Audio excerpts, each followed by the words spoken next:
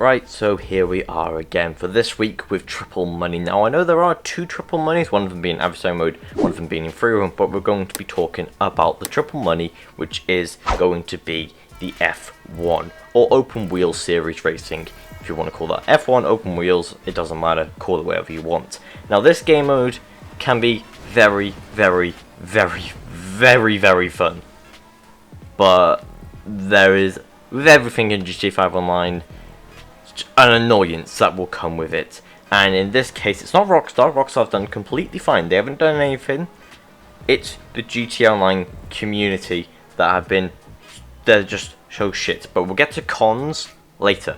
For now, we're going to talk about the pro. And the one major pro is that you can find a quick game so fast. As you can, we're in a full game, and there have been problems in the past with this. But with this, it just seems like you can get full game literally every single time, just so long as you use your phone to then find them.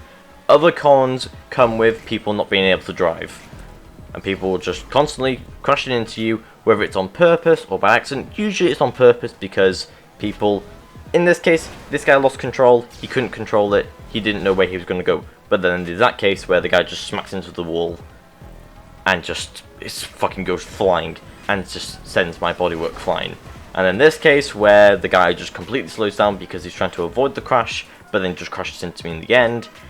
And then you also have the other cases of people just not knowing how to drive the car. You do not drive this car as you would a supercar or a sports car or just a normal street car. You don't drive it like one of them. You drive it fast and sharp around corners.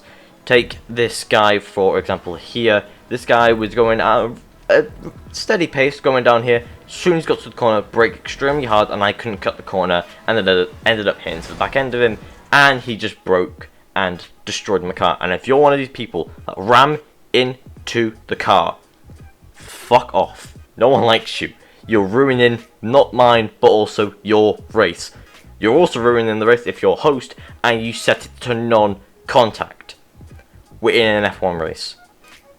There is no catch-up. It's just slipstream, and if you turn contact off, then there goes slipstream as well. So more or less, if you're in a non-contact race, if you crash, that's it, game over. You're not catching up at all, because once that's it. You can't get slipstream, you can't get anything. If people go away from you, that's it. So people will just leave.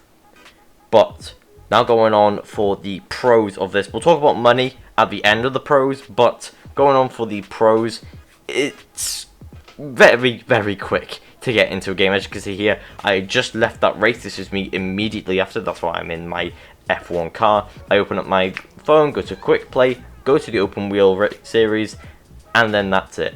I get into a game extremely quick, so I can go from being pissed off at a low rank, putting it to non-contact, to bullying people again and ruining their dreams. Just me?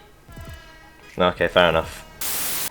But obviously, you have these crashes. Now, these crashes can be fun, where it's a big pile up and literally everyone loses their bodywork. This can be fun. Not when you just single someone out and crash into them. That can be fun.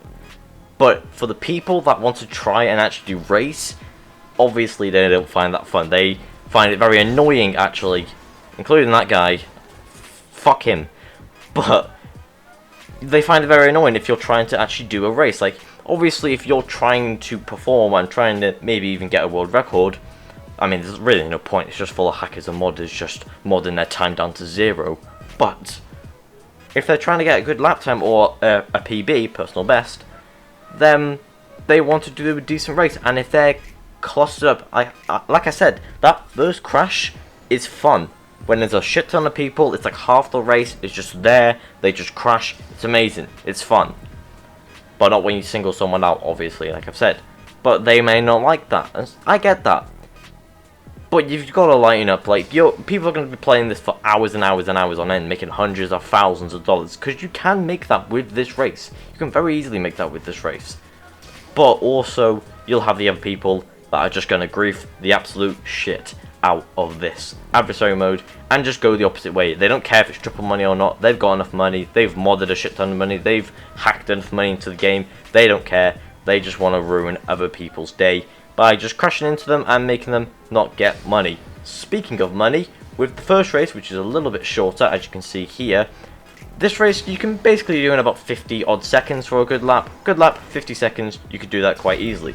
For this, for the winner, they did 5 laps and got $37,000. 5 laps for 4 minutes of work, so basically 5 minutes because of loading times. That's decent for 37 grand. You know, times that by for the full hour, you'll get a decent amount. But where it comes big is this one, $100,000 for 15 minutes basically. So there'll be 400 grand every hour, including obviously loading times. But this was for a long race, as you can see, 1 minute 14 for the best lap. But really, you could easily get more than that. You could very easily put the racetracks that are on low laps, very easy put them on like 15 laps, get them done in like 10 minutes, and then make like more than 100 grand, although it is 10 minutes and a little bit less because you did more laps overall. But the one thing that does come with these races is that people have to stay.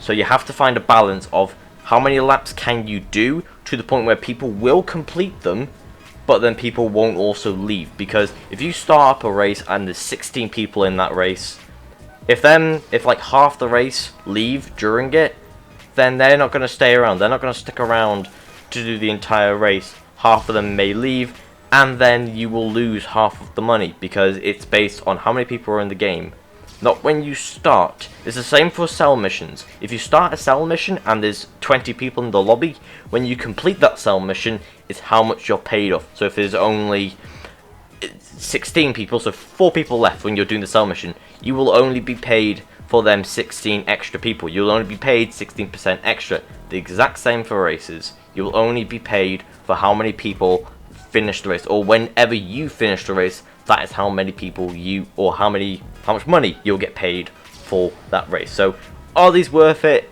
Absolutely. They're a hell of a lot of fun. You can make hundreds of thousands of dollars an hour, and even with just doing it with your friends, you could probably still make hundreds of thousands of dollars. But that is going to do it for today's video. If you do enjoy it, I post 4 to 5 times a week, so a subscription would be appreciated. And if you do like any other videos, be sure you give this one a like. I'll see you guys next time.